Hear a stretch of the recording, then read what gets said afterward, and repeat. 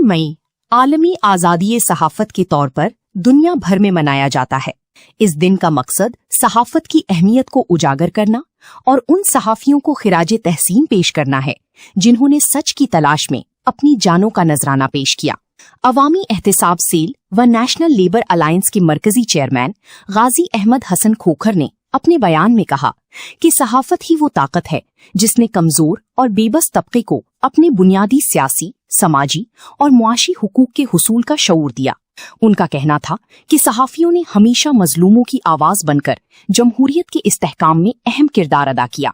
उन्होंने कहा कि दुनिया भर में सहाफ़ियों ने नजरियाती जद्दोजहद की पादाश में जुल्म सितम बर्दाश्त किया, जेलों, थानों और टॉर्चर सेलों में सख्तियां झेली, लेकिन हक और सच का साथ नहीं छोड़ा।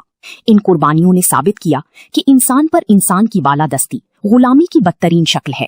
गाजी अहमद हसन खोखर ने मजीद कहा कि जब मुआशरे में नाइंसाफी बढ़ती है और मजलूम को कोई रास्ता नजर नहीं आता तो सहाफत उम्मीद की किरण बनकर सामने आती है।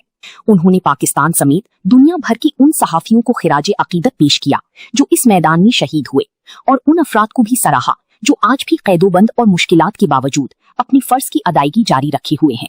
उन्होंने हुकूमत से मुतालबा किया कि पार्लियामेंट और बल्दियाती इदारों में सहाफियों के लिए कम से कम 5% कोटा मुकर्रर किया जाए, मुलाजमतों में 10% कोटा दिया जाए, तहसील और जिला सतह पर रिहायशी प्लॉट्स फराहम किए जाएं, हर सहाफी को UBI की सहूलत दी जाए, सहाफियों के खिलाफ मुकदमात दर्ज करने से पहले आला अफसरान से इंक्वायरी करवाई जाए। नेशनल लेबर अलायंस ने अक़वामी मुत्तहिदा से मुतालबा किया कि आलमी यौम आज़ादी सहाफत के मौके पर दुनिया भर में सहाफियों के खिलाफ मुकदमात खत्म किए जाएं और गिरफ्तार सहाफियों को फौरी रिहा किया जाए।